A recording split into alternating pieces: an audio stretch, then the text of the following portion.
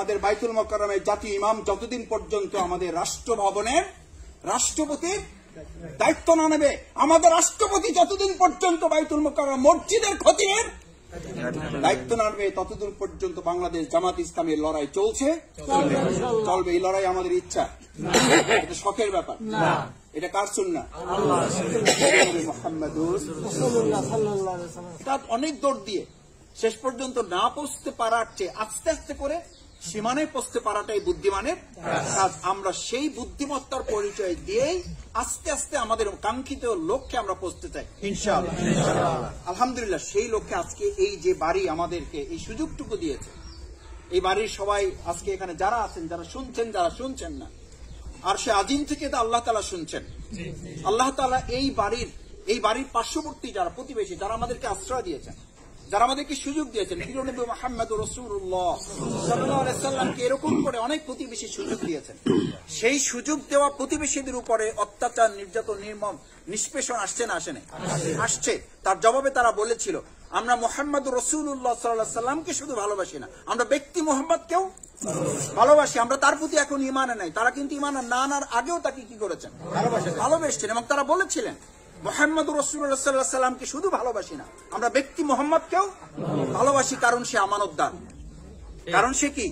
কারণ সে আমানতদার। কারণ সে আমাদের হকের প্রতি কি থাকে? যত্নবান থাকে। সে আমাদের বিপদ আপদে আমাদের পাশে থাকে, আমাদের সহযোগিতা করে। সুতরাং ব্যক্তি মুহাম্মদের প্রতি আমাদের ভালোবাসা আছে। যত বিপদ আসুক আমরা মুহাম্মদকে কি দেব? আশ্রয় দিব। দিয়েছিল না দেয়নি? আজকে এই বাড়ি যারা আমাদেরকে এই আশ্রয়ের জায়গায় নিয়ে এসছেন, আমরা আল্লাহ তাআলার কাছে এই প্রতিবেশী বাড়ির সমস্ত ঘরের যারা জনশক্তি, যারা প্রতিবেশী, যারা সম্মানিত মুরব্বী, বিশেষ করে আমাদের সাথে যারা আজকে এখানে উপস্থিত আছেন, তাদের জন্য আল্লাহর কাছে দোয়া করি, আল্লাহ তাআলা যারা আজকে আমাদেরকে এখানে আশ্রয় দিয়েছেন, কাল কিয়ামতের কঠিন ময়দানে জবাবের সময় আরশে আজিমের ছায়া ছাড়া আর কোনো ছায়া যখন থাকবে না। আজকে তো এখানে আমাদের মাথার উপরে শুধু রৌদ্র পড়ছে, তাই আমাদের হাত দিতে হয়, মাফলার দিতে হয়, টুপি দিতে হয়। এটা কত লক্ষ মাইল দূরে। আর এই সূর্যটা সেদিন আমাদের একটা শলাকা পরিমাণ মাথার উপরে চলে আসবে। আল্লাহ মেহেরবানি করে আমাদের এই বাড়ির মুরব্বীদের এই ত্যাগ, এই কোরবানি, এই সিদ্ধান্ত তারা সাহস করে নিয়েছেন। এটুকু ছিল। এই রোদ আমরা সহ্য করতে পারি না। কালকে আমাদের কঠিন ময়দানে যখন সূর্যটা আমাদের শলাকা পরিমাণ মাথার উপরে চলে আসবে, আল্লাহ এই বাড়িওয়ালাদের সাথে দয়া করে আমাদের মতো এই গুনাহগার গুলোকে আপনি আপনার আরশে আজিমে ছায়া দিয়ে আমাদেরকে আপনি ঢেকে রাখবেন। আল্লাহ আপনি দয়া করবেন আমাদেরকে, এই প্রত্যাশা ব্যক্ত করছি। সম্মানিত মুরব্বিয়ানে কেরাম, আমি তৃতীয় যে কথাটি আপনাদেরকে বলতে চাই, আমরা প্রথমে আমি আপনাদেরকে আয়াত তেলাওয়াত করেছি, হুয়াল্লাযী আরসালা রাসূলাহু বিল হুদা ওয়া দীনিল হক লিইয়ুযহিরাহু আলা দ্বীনি কুল্লি। প্রিয় নবী মুহাম্মদ রাসূলুল্লাহ সাল্লাল্লাহু আলাইহি সাল্লামকে ভালোবেসে আমরা টুপি মাথায় পড়েছি। প্রিয় নবী মুহাম্মদ রাসূলুল্লাহ সাল্লাল্লাহু আলাইহি সাল্লামকে ভালোবেসে আমরা দাড়ি রেখেছি। প্রিয় নবী মুহাম্মদ রাসূলুল্লাহ সাল্লাল্লাহু আলাইহি সাল্লামকে ভালোবেসে আমরা লম্বা জামা পরি। প্রিয় নবী মুহাম্মদ রাসূলুল্লাহ সাল্লাল্লাহু আলাইহি সাল্লামকে ভালোবেসে তার পথ এবং পদ্ধতি অবলম্বন করে আমরা দুনিয়ায় সফল হতে চাই, আমরা পরকালে জান্নাতে যেতে চাই। সেই রাসূল সাল্লাল্লাহু আলাইহি সাল্লামকে দুনিয়াতে পাঠানো হয়েছিল কেন? সেই কথা যদি আমি বলি তাহলে কি আপনি মানবেন? মানবেন না। সেই কথা যদি কোনো পীর সাহেব বললে তা কি আপনি মানবেন? মানবেন না। কারণ প্রিয় নবী রাসূল সাল্লাল্লাহু আলাইহি সাল্লামকে যিনি পাঠিয়েছেন তিনি তা কেবলমাত্র ভালো করে জানেন। কে পাঠিয়েছেন? তা আল্লাহ সুবহানাহু ওয়া তাআলা। আল্লাহ সুবহানাহু ওয়া তাআলা আবার ঘোষণা করেন, হুয়াল্লাযী, সেই সত্তার কসম, সেই সত্তার কসম, আল্লাযী রাসূলাহু বিল হুদা, আমি আমার রাসূলকে পাঠিয়েছি হেদায়েতের গ্রন্থ সহ। কোরআন, হেদায়েত মানে হচ্ছে কোরআন, আমি কোরআন দিয়ে তাকে পাঠিয়েছি। ওয়া দীনিল হক, এবং ইসলামের মতো একটা পরিপূর্ণ নিয়ামতের জীবন বিধান। আমাদের আগে আমাদের সম্মানিত গোলাপ চিপার আমির আলহামদুলিল্লাহ সুন্দর কথা বলেছেন অল্প সময়ে।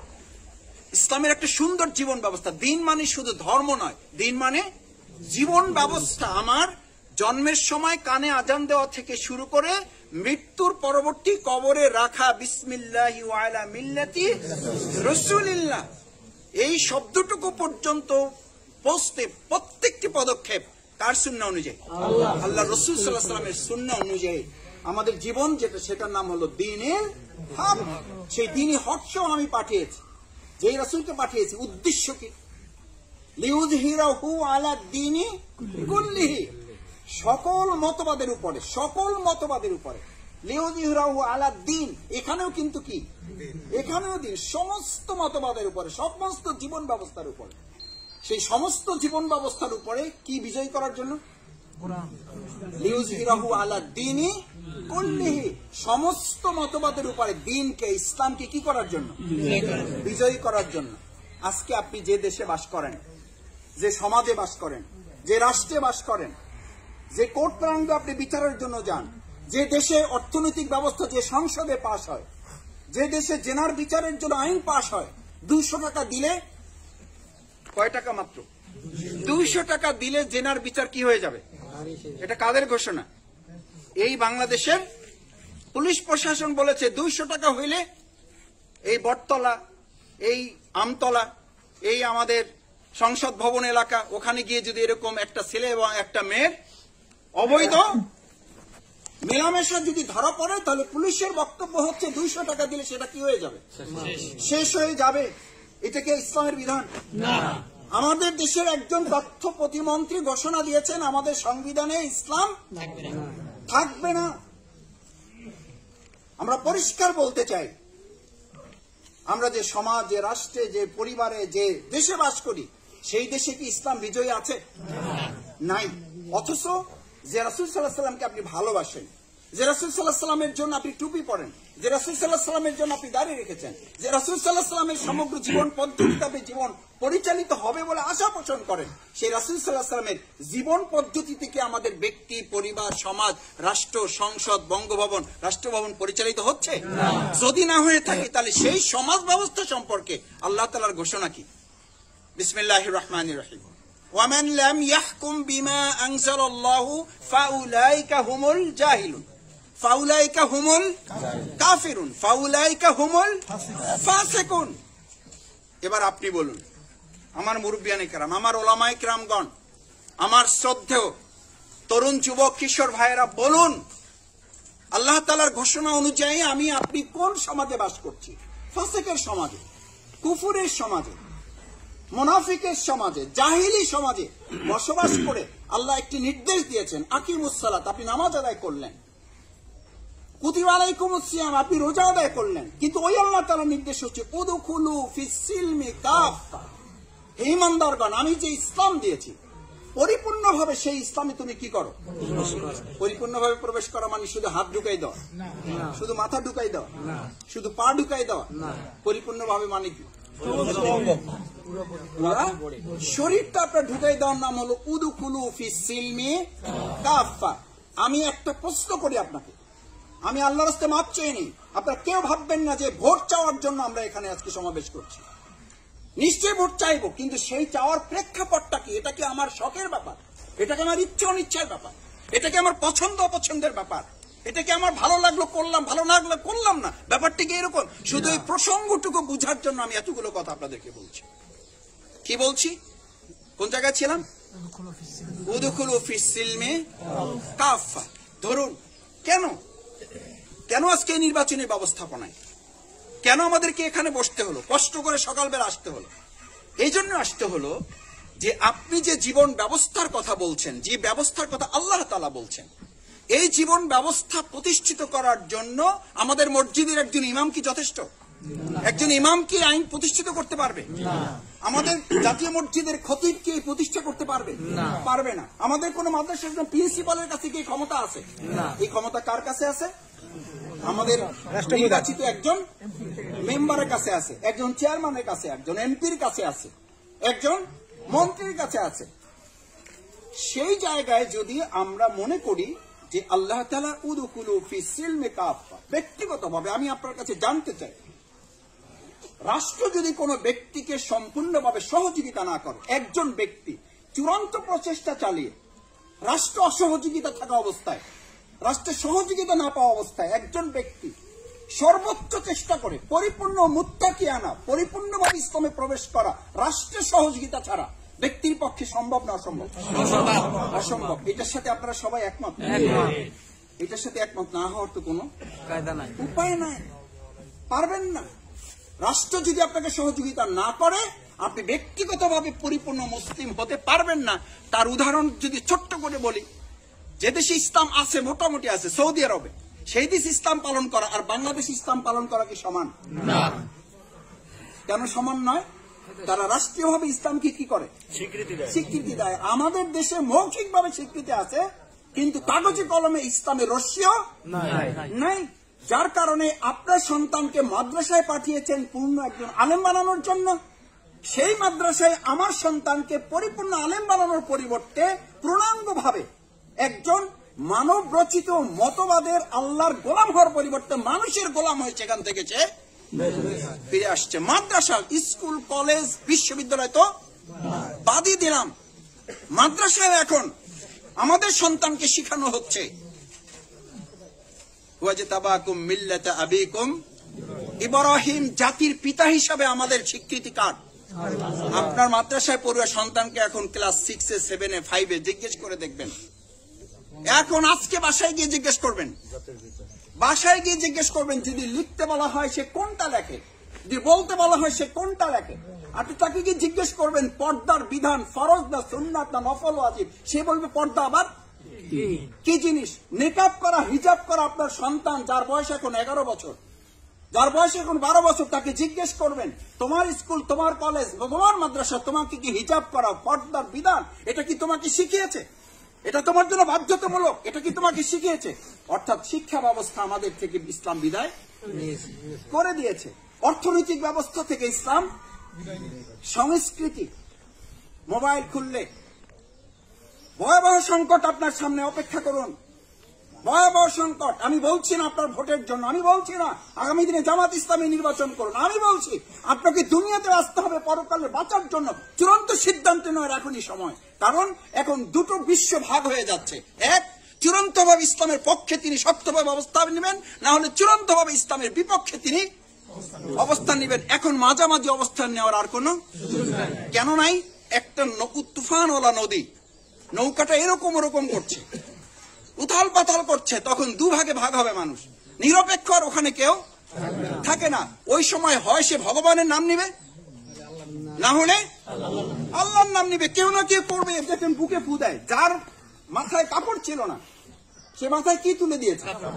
কাপড় তুলে দিয়েছে। আমি উদাহরণ বলি, অনেক সময় এই যে আমার নাজমুল ভাই গল্প করে অনেক সময় সুন্দর সুন্দর কথা বলে। আমি বরিশাল থেকে মাত্র কিছুদিন আগে ঢাকা থেকে আসতেছি, উঠে দেখি যে সেই ইন্ডিয়ান ফিল্ম চলতেছে টিভিতে, মানে ঢুকেই দেখি টিভি তো অটো সারা থাকে।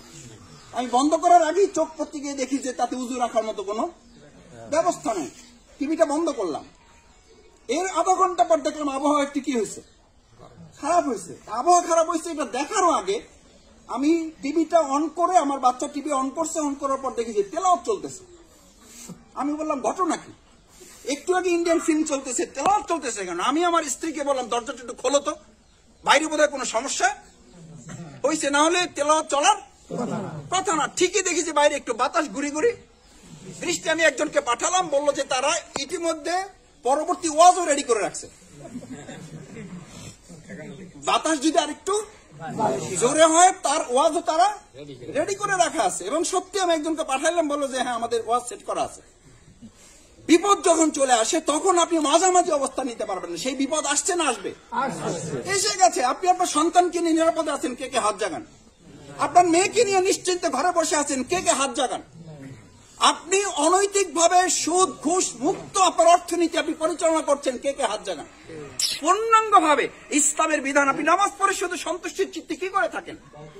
শুধু পূর্ণাঙ্গভাবে আপনি রোজা রেখে ইসলামের বিধান কি করে পালন করবেন? পূর্ণাঙ্গভাবে রাষ্ট্র যদি আপনাকে সহযোগিতা না করেন, ইসলাম আপনাকে বিজয়ী একজন মুসলিম হিসাবে ঘোষণা করতে পারে না। সঙ্গত কারণে প্রিয় নবী মুহাম্মদ রাসূলুল্লাহ সাল্লাল্লাহু আলাইহি ওয়াসাল্লাম শুধু মসজিদ চালিয়েছেন নাকি মদিনার মতো বঙ্গভবন, রাষ্ট্রভবনও চালিয়েছেন? তার মানে প্রিয় নবী মুহাম্মদ রাসূলুল্লাহ সাল্লাল্লাহু আলাইহি ওয়াসাল্লাম আস্তাগফিরুল্লাহ, তার ক্ষমতার প্রতি লোভ ছিল না। এখন মসজিদের কোন ইমাম যদি মেম্বার হইতে চায় কি বলে?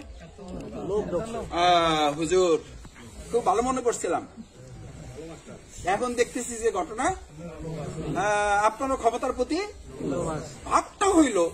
ক্ষমতা তারা চালাবে আর আমরা শুধু মসজিদ চালাবো, ভাগাভাগি করে নিয়েছে। এই ভাগাভাগির সুযোগটা ইতিহাসটাকে এখনকার নাকি রাসূল সাল্লাল্লাহু আলাইহি ওয়াসাল্লামের সময় ভাগ করে সিদ্ধান্ত নিয়ে এরকম রাসূল সাল্লাল্লাহু আলাইহি ওয়াসাল্লামকে এরকম ঘিরে ধরে, আমরা তো এক পাশে আর আপনার ও পাশে, তখন রাসূল সাল্লাল্লাহু আলাইহি ওয়াসাল্লাম চারদিকে ঘিরে ধরে মাঝখানে বসিয়ে জিজ্ঞেস করেছিল আব্দুল্লাহ তুদহিনু ফায়ুদহিনুন, মুহাম্মদ আজকে ফয়সালার দিন, হয় তুমি বাঁচবা না হলে আমরা মরবো, হয় তুমি আপোষ করবা না হলে আমরা তোমাকে আপোষ করতে বাধ্য করবো। আব্দুল্লাহ তুদহিনু ফায়ুদহিনুন, মুহাম্মদ তোমাকে একটা কথা বলি, সেটা হলো তুমিও আমাদের কিছু কথা শোনো, আমরাও তোমার কিছু কথা শুনি। একটা আয়াতের উপর ভিত্তি করে আল্লাহ তাআলা সাথে সাথে একটা সূরা নাযিল করে দিলেন। সুবহানাল্লাহি ওয়া বিহামদিহি। আমার ভাইয়েরা, আমার ওলামায়ে কেরামগণ, আমার মুরব্বিয়ানে কেরাম, আমার শ্রদ্ধেয় পিতৃমতুল্য, আমার তরুণ যুবক কিশোরীরা, এই বাউফলকে গড়ে তুলতে হবে আমার ইচ্ছার প্রয়োজনে না, আমার ভালো থাকার প্রয়োজনে না, আমার ঈমান বাঁচাবার প্রশ্নে, আমার জান্নাত জাহান্নামের ফয়সালা সিদ্ধান্তের প্রশ্নে। কেন? মুহাম্মদ রাসূলুল্লাহ সাল্লাল্লাহু আলাইহি ওয়াসাল্লামকে শুধু মুশরিকরা এতটুকু বলেছে, সবটা বাদ দিতে বলেনি। বলছে তুমিও কিছু মানো, আমরাও কিছু। প্রস্তাবটা ভালো ছিল না? মাঝামাঝি আমরা যেমন বলি মিল্লা জিল্লা, কি বলি, কয় ভাই এই আসি নামাজে একজন আর বাইরে আছে একজন, মসজিদে নামাজি ইমাম ঠিক আছে আর বাইরে আর একজন ইমাম আছে না নাই? আমার কথা একটু কঠিন হয়ে গেছে? এই এলাকায় ইমাম কয়জন এখন আপনাদের? দুইজন, মসজিদের ইমাম একজন, সমাজ অর্থনীতি রাষ্ট্রনীতি সমাজনীতি স্কুল কলেজ এগুলো চালানোর জন্য আর একজন। রাসূল সাল্লাল্লাহু আলাইহি ওয়াসাল্লামের সময় এরকম দুইজন ছিল? কয়জন ছিল? যিনি রাষ্ট্রপতি তিনি মসজিদের নববীর ইমামতি করবেন, মসজিদে নববতীর ইমামতি শেষ করে ওই মসজিদ বের হয়ে ওখানকার সমাজের সমস্ত মুসিবত দুঃখ কষ্টের ফয়সালা দেওয়ার জন্য তিনি সিদ্ধান্ত দিবেন। আজকে সিদ্ধান্ত নিন, বাউফল উপজেলা মসজিদের ইমাম শেষ করে ইমামতি শেষ করে তিনি তার দায়িত্ব পালন শেষ করবেন না, তিনি ওখান থেকে বেরিয়ে উপজেলা পরিষদে গিয়ে যতদিন না বলতে পারবেন এই বাউফলের সমস্ত মানুষের সমস্যা সমাধানের জন্য এই উপজেলা পরিষদ যতদিন মসজিদের ইমাম কর্তৃক পরিচালিত না হবে ততদিন আমাদের লড়াই চলছে এবং চলবে। আমাদের বাইতুল মুকাররমের জাতীয় ইমাম যতদিন পর্যন্ত আমাদের রাষ্ট্রভবনের রাষ্ট্রপতির দায়িত্ব না নেবে, আমাদের রাষ্ট্রপতি যতদিন পর্যন্ত বাইতুল মুকাররম মসজিদের খতিবের দায়িত্ব না নেবে ততদিন পর্যন্ত বাংলাদেশ জামাত ইসলামের লড়াই চলছে চলবে। এই লড়াই আমাদের ইচ্ছা, এটা শখের ব্যাপার, এটা কার সুন্নাহ? মুহাম্মাদুর রাসূলুল্লাহ পারা যাবে ইনশাআল্লাহ। তাহলে এটা আমাদের শখের ব্যাপার। আমার ভাইয়েরা, সূরাটা কি নাযিল হয়েছিল? এই কাফিরুন সূরা। এখন আমরা বলতে পারলে আমি আউলিয়ে যাই। কঠিন না সহজ? একই কথা মানুষ বারবার কখন বলে? ওইটা গুরুত্বপূর্ণ হইলে না গুরুত্বপূর্ণ কম হইলে? আল্লাহু আকবার। আমি সূরা পুরা আমপারা মুখস্থ করতে যে সময় লাগছে, সূরা কাফিরুন মুখস্থ করতে তারছে বললাম না এখন আউলিয়ে যাই। অনেকে আছে, তার মানে আমি মাঝে মধ্যে আমাদের অনেকে বলে, কয় মাসুদ ভাই আপনারা এই যে একটা পাইছেন, আমি একটু হালকা করে বলি, আমার ওয়াইফও মাঝে মধ্যে আমারে বলে, আপনার পুরো আলোচনা শুনলে একটা কথাই বারবার বুঝে, সেটা হলো আকিমউদ্দিন। আপনি এর বাইরে গিয়ে আর কিছু কথা বলা যায় না।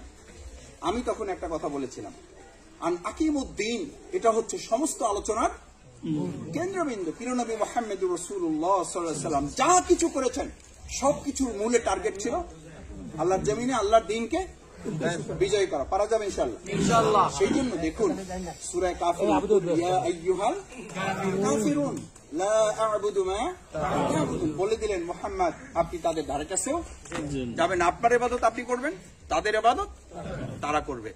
আজকে আমরা যারা এখানে আসছি আমাদের কি সেই সিদ্ধান্ত আছে না নেই? আছে না নেই? আছে। আমাদের কি সিদ্ধান্ত? আমরা এক আল্লাহর গোলাম। কার গোলাম? আমি আপনাদের কষ্ট বেশি দেব না, আমি শেষ কথায় চলে আসছি।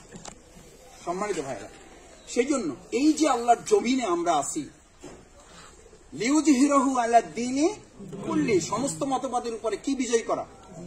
তাহলে ইসলাম তো বিজয় হয়ে গেছে আলহামদুলিল্লাহ। সুতরাং আমরা এখন রেস্ট নিতে পারি না। আচ্ছা, মাসুদ ভাই এমপি হয়ে গেলে বিজয় হবে, না হয়ে গেলে বিজয় হবে না, ব্যাপারটা কি এরকম না? এমপি হওয়া না হওয়ার উপরে আজকের এই নির্বাচনে সবার সমাপ্তি অথবা শেষ অপেক্ষা করে না। আমাদের টার্গেট হলো এখানে যদি একজন কুলি, একজন মুচি, একজন রিক্সা চালক, তাকেও যদি এখানকার এমপি বানিয়ে আমরা যদি আল্লাহর জমিন আল্লাহর দ্বীনকে বিজয় করতে পারি তাহলে আমরা সফল না ব্যর্থ? সফল। কিন্তু এখানে একজন সবচেয়ে উচ্চধারী একজন ব্যক্তি এমপি হলো, মন্ত্রী হলো, কিন্তু দিন কি হলো না, বিজয়ী হলো না। কাল কিয়ামতের দিন সবাই বেঁচে যাবেন, কারোর হিসাব দেওয়া লাগবে না। এটা শুধু হিসাব দিবে বাউফল উপজেলা আমির রফিকুল ইসলাম সাহেব, আমাদের পক্ষ থেকে উনি, ওনাকে আমরা দিলাম যে উনি আমাদের পক্ষ থেকে হিসাব দিবে, কারণ বাউফলের দায়িত্ব ছিল কার, তাতে আমরা সবাই বেঁচে যাবো তো ইনশাআল্লাহ। কিন্তু আমাদের ভাবখানা তো সেরকম। মাসুদ ভাই ইলেকশন করবে, এটা তো তার ব্যাপার, উনি এমপি হবে তো আমার লাভ, উনি মন্ত্রী হলে তো আমার লাভ, কে এমপি হবেন কে মন্ত্রী হবেন। আমি একটা কথা বলি, আমি তো মাওলানা আলহাজ আব্দুল গনি সাহেবের ইলেকশন করেছি, আমি তখন ক্লাস 9-এ পড়ি। আমি আমার ভাই মাওলানা ফখরুদ্দিন খান রাজি তার ইলেকশন করেছি, আমি তখন ইন্টারমিডিয়েট পাস করে কেবল বিশ্ববিদ্যালয়ে গিয়েছি। 95-96 ইউনিভার্সিটি 96 এর ইলেকশন। আমার তো তখন মাথায় এটা আসে নাই যে এই ইলেকশন করে কে এমপি হবেন কে মন্ত্রী হবেন। তখন মাথায় ছিল এটা নামাজের মতো রোজার মতোই আমার জন্য ফরজ, কারণ নামাজ রোজার মতো ফরজ না, নামাজ রোজা হচ্ছে এই কাজের জন্য ট্রেনিং। এই কাজ করে যদি আল্লাহর জমিন আল্লাহর দিনকে বিজয় করা না যায়, কিয়ামতের দিন আমাকে আপনাকে প্রত্যেককে আল্লাহ তাআলা কবরে ঢোকার পরই জিজ্ঞেস করবেন না করবেন না? 3টা প্রশ্নের মধ্যে প্রথম, মান রব্বুক, তোমার রব কে ছিল? তা আমি বলবো আমার রব আল্লাহ ছিল। আল্লাহ বলবেন নো, তোমার কথা সত্য না। তোমার অর্থনীতিতে তোমার রব ছিল না। তোমার বঙ্গভবনে তোমার রব ছিল না। আপনি বলবেন বঙ্গভবন আমি কি করব? তা আল্লাহ বলবে যে কে, বঙ্গভবনের তুই অধিকারী ছিলি না? তোর হাতে একটা কি ছিল, সিল ছিল না ছিল না? ছিল। বলবে যে তোর বাউফল তো আমার রবের কথা অনুযায়ী, তাহলে বলবে যে আমি আল্লাহ তো আমি এর মধ্যে নাই, আমি এইসব রাজনীতির মধ্যে। আমাদের অনেকে এরকম তাকওয়া দেখায় না, দেখায় এই মুত্তাকি আমাদের বাউফল আছে, আছে বাউফল। এখানে কয়জন আছে এইটা হলো গুনার ব্যাপার। কয়জন ভাই এইসব ঝইঝামেলার মধ্যে আমি না, এইটাই ঝইঝামেলা। মান রব্বুক, মান রব্বুক, এই প্রশ্নের জবাবের জন্য প্রস্তুতি গ্রহণ করুন। আমান দীনুক, আপনি বলবেন ইসলাম। আহা, এই জীব বাপদার কথায় চলে না, আমার কথায় চলে না। এখানে 100 কোটি না 1000 না, কোটি সেল আছে, একটা সেল স্টপ হয়ে গেলে আপনি কথা বলতে, সে আল্লাহ তাআলা অনুমোদন দিলেই কেবল বলতে পারবেন নমান দীনুক, দীনুল ইসলাম। এটা বলাটা অত সহজ, এটা মৌখিক ভাইবার ব্যাপার না, এটা ভাইবার ব্যাপার না, এটা হচ্ছে প্র্যাকটিক্যাল করার ব্যাপার। আপনার সামনে দেখানো হবে যে হ্যাঁ এই লোকটা এই দিনকে বিজয়ী করার জন্য কি করেছে, সে চেষ্টা কাজ করেছে, সেই কাজকে আমরা করতে পারবো ইনশাআল্লাহ। আমার নবীয়ুক, আপনার নবীকে, আমার নবী মুহাম্মদ রাসূলুল্লাহ সাল্লাল্লাহু আলাইহি ওয়াসাল্লামের জীবন বিধান বাস্তবায়নের জন্য আমরা চেষ্টা করেছিলাম। সম্মানিত ভাইয়েরা, আমি আপনাদেরকে শেষের দিকে আর দুটো কথা বলে আমার বক্তব্য ইতি টানতে চাই, একটু কষ্ট হচ্ছে মাফ করে দিন। দুটো কথা। নাম্বার 1, প্রথম হচ্ছে, দেখুন আপনি এরকম যখন একটা সিদ্ধান্ত নিলেন যে তাহলে আমার জান্নাত জাহান্নামের ফয়সালার প্রশ্নে, দুনিয়ার জীবনে সফল হওয়ার প্রশ্নে, আমার ঈমান রক্ষার প্রশ্নে এই সমাজ এই রাষ্ট্র বদল করে সেখানে একটা ইসলামের রাষ্ট্র কি করে দেওয়া আমাদের শখের ব্যাপার না দায়িত্বের ব্যাপার? দায়িত্বের ব্যাপার। এই দায়িত্ব নামাজ রোজার মতো না, তার চেয়েও গুরুত্বপূর্ণ। কারণ বহু নামাজি, বহু রোজাদার, বহু হাজি রাসূল সাল্লাল্লাহু আলাইহি ওয়াসাল্লামের সময় আব্দুল ইবনে উবাই নামাজ পড়তো না পড়তো না, রোজা রাখতো না রাখতো না, ইসলামের অন্যান্য বিধান মানতো না মানতো না। শুধু একটা জায়গায় তার গাফেলতি, সেটা হলো আল্লাহর জমিনে আল্লাহর দিন বিজয়ের জন্য যখন বের হইতে বলা হতো তখন সে একটা অজুহাত করতো না করতো না। এই অজুহাত পেশ করা মুসল্লি তো এই কেশবপুরে পাওয়া যাবে না। এরকম বহু রোজাদার রাজশাহীতে পাওয়া যাবে, এটা বাউফলে একেবারে নাই বললেই চল। পাওয়া গেল বাজার মহলে নাই, আছে। আল্লাহু আকবার। আসুন না, আমরা নামাজও পড়বো, রোজাও রাখবো, হজও করবো, জাকাতও দেবো, সাদাকা করবো, জিকির করবো, তেলাওয়াত করবো, তাহাজ্জুদও পড়বো, আবার মুনাফিকের খাতে আমাদের নাম থাকবে। এটা হইতে এই জায়গা থেকে বাঁচাবার জন্য বাংলাদেশ জামাত ইসলামী আজকে এই সম্মেলন আহ্বান করেছে। আমরা কি রাজি আছি ইনশাআল্লাহ? আল্লাহ আপনি দয়া করে হাতগুলো কবুল করেন। আল্লাহ আপনার আরশে আজিমের ক্যামেরায় আমাদের হাতগুলো তুলে রেখে কাল কিয়ামতের দিন বিনা হিসাবে আমাদেরকে জান্নাতে নসিব করুন। পরকালের কথা শেষ, এবার দুনিয়ার কথা দিয়ে শেষ করে দিচ্ছি। এই কাজ যদি আপনাকে করতে হয় তাহলে দুটো দায়িত্ব পালন করতে হবে, যে দুটো কথা বলার জন্য। ইন্নাল্লাহা লা ইউগাইয়িরু মা বিকওমিন, আমি জাতির পরিবর্তন করতে চাই, তার জন্য প্রথম পরিবর্তনটা আল্লাহ কাকে করতে বলেছেন? আপনার পরিবর্তন হবে না, দেশ এবং জাতির পরিবর্তনের কোনো সম্ভাবনা নাই। কারণ যে 3.5 হাত বডি পরিবর্তনের সাহস রাখে না, সে আমাদের এই বাউফলের 1,000 ইঞ্চি জমিন কেমনে পরিবর্তন করবে? হবে এটা? কারণ আল্লাহ তাআলা পরিবর্তনের ধারাটাও হচ্ছে আগে ব্যক্তি, তারপরে পরিবার, তারপরে সমাজ, তারপরে রাষ্ট্র। আজকে নির্বাচনী কথা হচ্ছে 4টা। প্রথম, ব্যক্তি আপনি সিদ্ধান্ত নেন, এখানে কোরআনের পক্ষে যে নির্বাচন করবে আমি তার পক্ষে আছি ইনশাআল্লাহ। 1, 2 হলো ব্যক্তির পরে পরিবার। এবার পরিবারে আপনার 10 জন ভোটার আছে, এই 10 জন ভোটারের মধ্যে সব কোরআনের পক্ষে, তাহাজ্জুদ পড়ে কিন্তু কোরআনের পক্ষে নাই, আছে এরকম? আছে? এখানে কেউ নাই? আছে? তাহলে আছে আছে ওই যে আমি তো পরিস্থিতির শিকার। কিসের শিকার?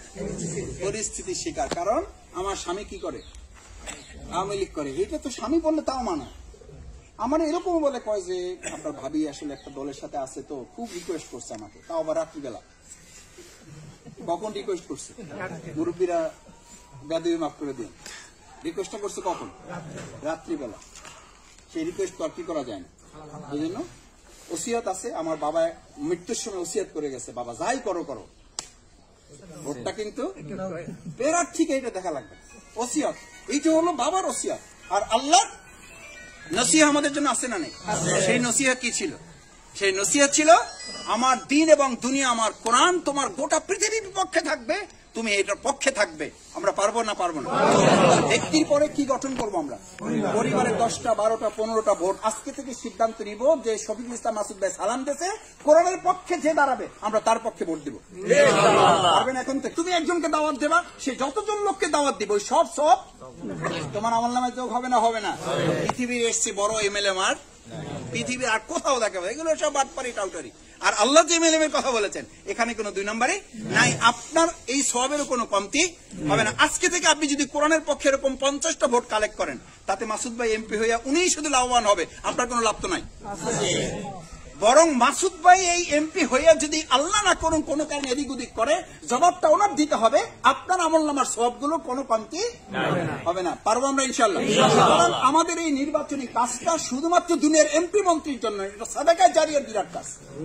দেখি ইনশাআল্লাহ আমরা এই সাদকা জারিয়ার কাজ করবো ইনশাআল্লাহ। 2 নম্বর সবশেষ যেটা বলে শেষ করতে চেয়েছি সেটা হলো, এই ভোট চাওয়াটা একটু লজ্জা করে, একটু তারপরে শরম করে, তারপর আবার কয় যে ভাই এগুলো তো বুঝেন না, আমাদের দেশে একটা নির্বাচন হইলে টাকা পয়সা, তারপরে বহুত ঝামেলা আছে, চা খাওয়া লাগে, এইটা করা লাগে, ওইটা করা লাগে। তো ঠিক আছে, আপনি ফজরের নামাজ যখন পড়েন আকিমুস সালাত, এই নামাজ আদায় করার জন্য একটু পানি গরম করা লাগে। এরপরে সকালে উঠে আপনার একটু নাস্তা করা লাগে। আপনি আকিমুদ্দিনের জন্য, কুতিবা আলাইকুমুস সিয়ামের জন্য, আল্লাহর অন্যান্য ইবাদত করার জন্য, আপনার বেঁচে থাকার জন্য যে প্রয়োজনগুলো, সেই প্রয়োজন পূরণের জন্য কি আপনি রফিক ভাইয়ের কাছে এসে বলেন যে হুজুর আমি তো একটা নামাজ পড়ার সিদ্ধান্ত নিয়েছি, জায় নামাজের অভাবে নামাজ পড়তে পারি না, জায় নামাজটা দিলে পড়বো, না দিলে এরকম একজন হাত জাগান দেখি। মনে করছেন যে এখানে নাই, বাইরে আছে, কোথাও আছে?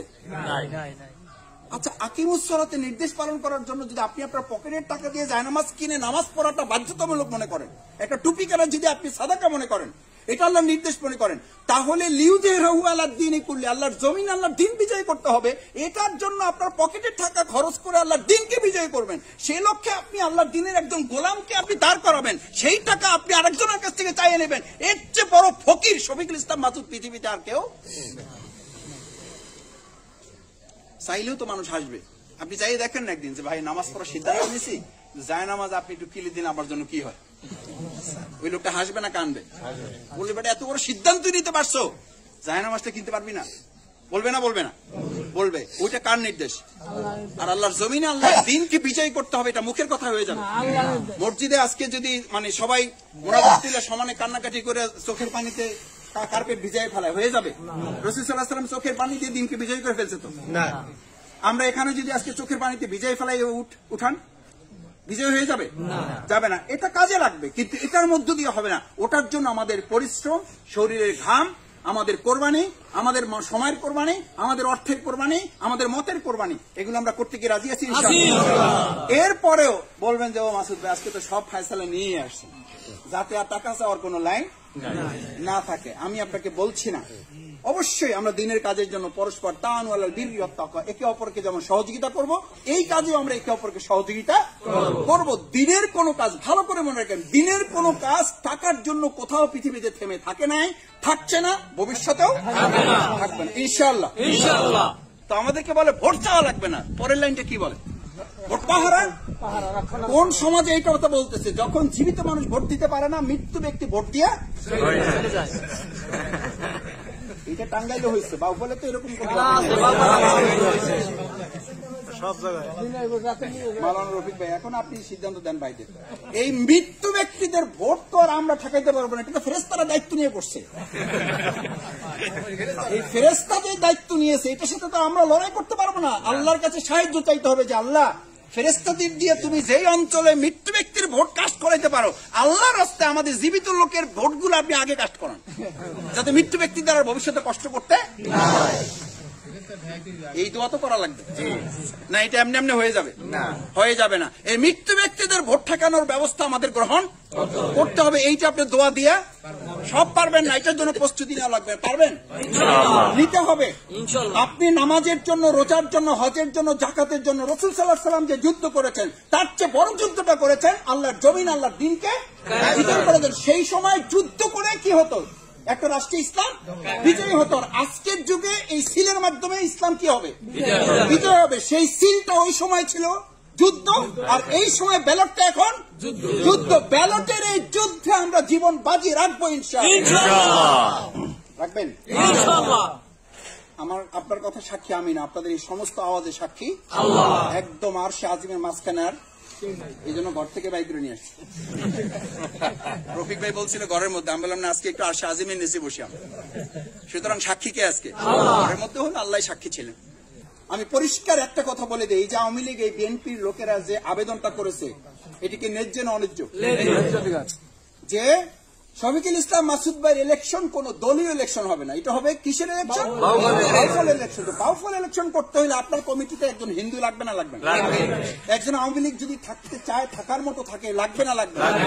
উনি হয়তো ভোট দেখাই দেবে না দেখাই দেবে সেটা পরে, উনি যদি মনে করে যে না, আমি দলমতের উঠতে উঠে আমি অমুকের ইলেকশন করবো, আমরা কি তাকে বলবো যে না ভাই আপনার তো দাড়ি নাই, দাড়ির অবস্থা ভালো না, রাইকে তারপর আসেন? আপনার দিয়ে কামাইবেন? আপনি তো তাহাজ্জুদে সেদিন দেখি নাই। আমি তো মাঝে মাঝে তাহাজ্জুদে যাই, বছরে তো 2 বার অন্তত যাই, কই দিন দেখলাম না আপনারে। আপনারা দিয়ে মাসুদ ভাইয়ের ইলেকশন হবে না। দেখি আপনার হাতে তো সিগারেটের দাগ আছে, আপনারা দিয়ে কোনো কামই নেই। আমি আপনাকে একটা কথা বলি, রাজশাহী ইউনিভার্সিটিতে আমি ইলেকশন করেছি, রাষ্ট্র নির্বাচন। ইলেকশনে মেয়েদের কাছে ভোট চাইতে গেছি। কাদের কাছে? মেয়েদের কাছে। পর্দা আছে না নেই? নেই। এর পর্দা নাই, আমার তো আছে। এখন আমি তো কথা বলতেছি হলো, আসসালামু আলাইকুম আপা, আমি শফিকুল ইসলাম মাসুদ আসছি আপনার। সে সোজা আমার দিকে, আমি তো মাটির দিকে, সে তাকাইছে আমার দিকে, বলছে যে মাসুদ মিয়া শোনেন, এত সিনিয়র আপা, আমি এলাম মানে 3rd ইয়ার, আর সে হলো মাস্টার্স। কয় শোনেন মাসুদ মিয়া, আপনি যে শফিকুল ইসলাম মাসুদ আমার দিকে তাকাইয়ে কথা বলার সাহস পান না, সে আপনার কাছে ভোটের আশা করেন কেন? কথার যুক্তি আছে না? এখন কি করবেন? আপনি আমার দিকে তাকাবার সাহস করেন না, তা আপনি ভোট চান কি আশায়? এখন আপনি কোন হিন্দুর বাড়িতে ঢোকার সময় যদি 3 বার উজু করেন, যে উজু করার আগে ঢুকতে হবে, আবার ঢোকার পরে উজু করা লাগবে, শীতের দিন, আমাকে এত কষ্ট করার দরকার নেই। এই ভোট আমার না হইলো দিতে যাবেন তো? না। আওয়ামী লীগ এক রাস্তা দিয়ে আসতেছে, দেখে আপনি আর রাস্তা দিয়ে চলেন, যে দুনিয়া পাল্টাই যাবে, এই লোক তো পাল্টাবে না, ক্ষমাকে টাইম নষ্ট করে লাভ নাই। আপনি আর এক রাস্তা দিয়ে চলে গেলেন, জিতে যাবেন না। আমি আপনাকে একটা কথা এটা এই জন্য বলেছি, প্রথম অহংকার মাপ চেয়ে বলেছি।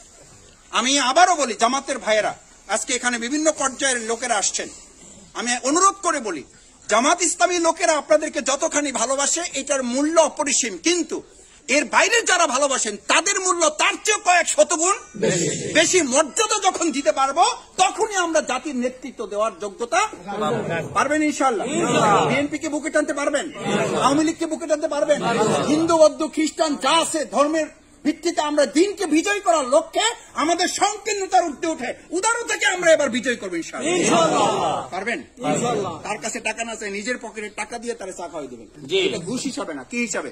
আল্লাহ সন্তুষ্টির উদ্দেশ্যে আমি তার জন্য 1 কাপ চা খরচ করবো। জামাতের উপরে সব দোষ চাপাইয়ে বসে থেকে আমরা কালকে আমাদের জান্নাত পাই যাবো তো? যেখানে জামাতের নেতার যদি সহযোগিতা পাইতাম তাহলে কিন্তু সব হয়ে যেত। রফিক ভাই, ওনার সহযোগিতা না পাওয়ার কারণে আজকে আমরা এই অবস্থায় আছি। কাল কিয়ামতের দিন ওনার পায়ে, ওনার ঘাড়ে পা রেখে আমি জাহান্নামে যেতেও রাজি আছি। আস্তাগফিরুল্লাহ। আমি অনেক জায়গায় এটা শুনি, কয় যে মাসুদ ভাই সবই ঠিক ছিল, কিন্তু আপনাদের অমুক নেতা যদি খালি একটু ঘুরে দাঁড়াইতো তাহলে কিন্তু কাজ হয়ে যেত। তা আমি অনেক সময় বলি যে উনি জাহান্নামে গেছে, আপনিও আল্লাহ মাফ করুক, আমি ওই জাহান্নামে যেয়ে দেখলাম যে আমার ওই লোকের কারণে যার কাজ হয় নাই তাকে জাহান্নামে দেখে আমি আল্লাহ শুকরিয়া আদায় করলাম যে আল্লাহ আলহামদুলিল্লাহ আমি আসছি, কিন্তু যার কারণে পারি নাই তাকে জাহান্নামে দেখে আমার ভালো লাগতেছে। এই শুকরিয়া আদায় করবেন কে কে? বরং মেজাজটা আরো কি হবে, যে বেটা তোরে দুনিয়া তো দেখতে পারি না, এখনো দেখতে পারেন আল্লাহ জাহান্নাম দেশে সেইটা কোনো সমস্যা নেই, কিন্তু তোরে এখানে দিল কেন? মেজাজ খারাপ হবে না? হবে। সুতরাং সেই ভাইয়ের জন্য দোয়া করা, সহযোগিতা করা, যে ওই ভাই পারে নাই তাকে নিয়ে আমি পারবো ইনশাআল্লাহ, সেই প্রত্যাশা ব্যক্ত করে সবাইকে ধন্যবাদ জানিয়ে, কষ্ট করেছেন, আল্লাহ তাআলা আপনাদের উত্তম জাযা দান করুন। আমিন। সুবহানাকাল্লাহুম্মা ওয়া বিহামদিকা আশহাদু আল লা ইলাহা ইল্লা আনতা আস্তাগফিরুকা ওয়া আতুবু ইলাইক। আসসালামু আলাইকুম ওয়া রাহমাতুল্লাহি ওয়া বারাকাতুহু।